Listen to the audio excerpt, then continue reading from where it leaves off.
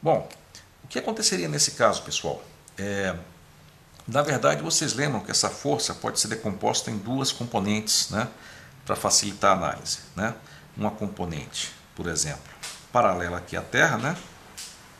Paralela aqui à Terra, que seria uma projeção ortogonal aqui, e uma componente perpendicular, né? Você pega aqui a projeção ortogonal e pega essa componente, né? E qual vai ser o movimento dessa caixa? Bom, depende, né? Se você puxa nessa direção, você vai ter uma força para cima, né? Mas talvez essa força não seja suficiente para levantar a caixa, né? E ela seja compensada pela força de reação do solo. Então, às vezes quando você puxa, por exemplo, um carrinho de bebê, você só consegue puxar ele para frente, né? E a força equivalente, essa força aqui não causa movimento, só quem causa movimento é essa força daqui. Todo mundo lembra disso aí? Então você vai ter uma força resultante que vai ser realmente a projeção dessa força nesse vetor aqui. Eu vou usar esse exemplo mais tarde, quando eu for falar sobre produto escalar. Então eu queria que vocês guardassem essa figura, né? E daqui a pouco a gente volta a falar nela. Mas eu já queria adiantar que os vetores que nós vamos estudar agora parecem um pouco diferentes desses que vocês estão vendo aqui, né? Mas embora pareça diferente, eles têm muita similaridade e muitas das coisas que valem para os vetores, né, da física do segundo grau também se aplicam aos vetores que nós vamos estudar agora, tá?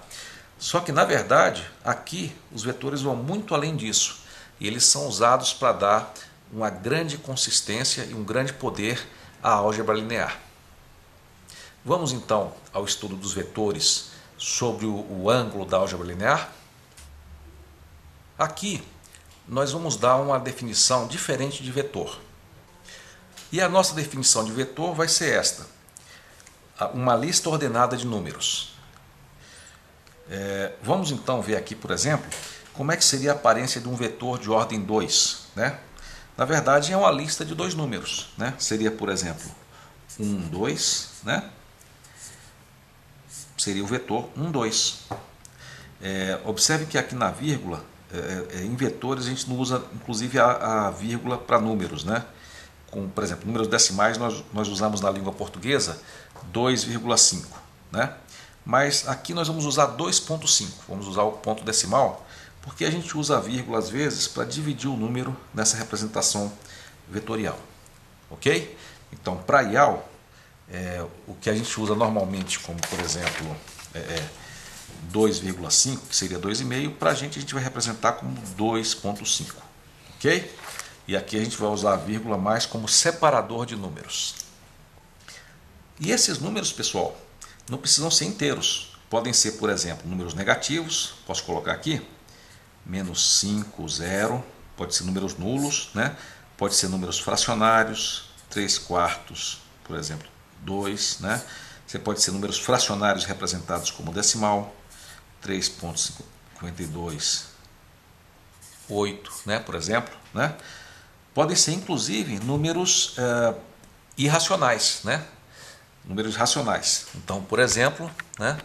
O número π, né? Π, por exemplo, e menos 5, né? Onde o π, vocês lembram, né? 3,14, 15, 16, né? Então, completando a nossa definição, o vetor é uma lista ordenada de números reais, tá? Depois a gente pode até fazer uma revisão sobre os números reais, né? Mas basicamente os números reais são todos os números que podem existir numa reta real, né? Aqui é 0, aqui é 1, aqui é 2, aqui é 3, aqui um pouquinho depois do 3 é o π, né? 3,1415, aqui é o menos π, menos 3,1415, ok? Então é um par de números reais. Pessoal, os exemplos que nós vimos agora são uma lista ordenada de números. Nós temos usado dois números, né? Apenas, né? Lembra do vetor 1, 2, né? Esse é um caso muito usado em que a lista ordenada é de dois números, tá? Sempre dois números reais. Por isso, ele é representado com essa representação, um R e o 2. É chamado R2, é o espaço R2. Né? O espaço R2 é quando você coloca dois números reais, né, numa lista como essa aqui. Né? Mais tarde nós vamos ver, inclusive, que outra representação para esse espaço é usando o plano cartesiano, né? Plano XY. Então aqui nós temos o eixo X, o eixo Y.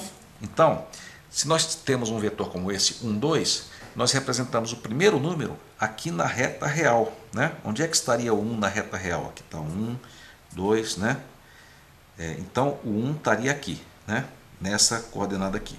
O 2 no eixo Y, 1 seria a primeira coordenada seria o X e a outra seria o Y.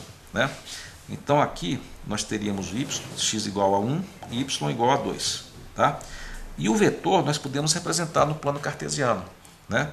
Basta aqui, por exemplo, eu considero que essa linha aqui é a linha onde todos os x são igual a 1. Né? E aqui é a linha onde o y é igual a 2. Então, esse vetor aqui seria representado por essa posição aqui. X igual a 1 e y igual a 2. Seria a posição 1, 2. E esse seria um vetor. Ok? Mais tarde a gente vai falar um pouquinho mais sobre essa representação. Nós vamos ver que, na verdade, o vetor não é simplesmente esse ponto, mas sim uma entidade que inicia aqui e termina nesse ponto e tem uma flecha apontada para esse ponto, igual nós tínhamos lá na física. Mas eu vou adiar um pouquinho essa discussão.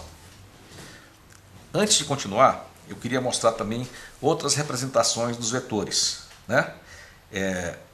Essa representação aqui é bastante comum, mas muitas vezes na álgebra linear, ao invés de representar assim, a gente representa por meio de uma matriz, né? Onde o primeiro elemento x, por exemplo, vem em cima e o y embaixo. Seria uma matriz coluna, né? Ou melhor, um vetor coluna. Ok? Então muitas vezes é comum representar um vetor que é um par ordenado por meio de uma matriz coluna. Tá? Então essa aqui seria uma matriz, né, ou um vetor do R2. Como é que seria um vetor do R3? Vocês podem me dizer? Com essa representação aqui, o R3 seriam três números, né? Menos 1, 0, π, por exemplo. Né? E na representação matricial, né, na matriz coluna, seria assim, menos 1, 0 e π. Ok? Às vezes os alunos perguntam, pessoal, e se eu representasse o vetor numa matriz linha? Seria possível? Seria correto? A resposta é possível sim e provavelmente correto. Né? Na verdade, você pode representar a lista de qualquer forma. Entretanto, na álgebra linear, a gente sempre costuma representar os vetores, quando a gente usa matriz, como matriz coluna.